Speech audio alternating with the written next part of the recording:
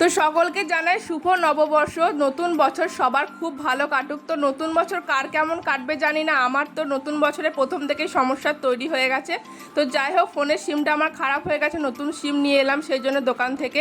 তারপর একটু ছাতু মুড়ি খেয়ে নিলাম। আর এখানে একটা গেঞ্জি আর কাপড় দেখতে পাচ্ছ, এটা আমি বাবাকে পয়লা বৈশাখে দিয়েছি। এবার রোদে বেরিয়ে আমার মুখটা একদম কালো হয়ে গেছিলো, সেই জন্য একটু প্যাক অ্যাপ্লাই করে নিলাম। তারপরে চান টান করে ফ্রেশ ট্রেশ হয়ে নতুন নাইটি পরে গেলাম দিদির বাড়িতে, কারণ দিদি আজকে নিমন্ত্রণ করেছিল আমাকে আর নেহাকে, তাই গেলাম। আর ওরা ডাটার তরকারি করেছিল আর একদম চিকেন কষা করেছিল, মিষ্টিও ছিল। এই দিয়ে খেয়ে দিয়ে নিয়ে আজকে ওদের বাড়িতে একটু সিনেমা দেখছিলাম, বজরঙ্গি ভাইজান। তো লাস্ট সিনটা দারুণ, দেখতে খুবই ভালো লাগলো বইটা।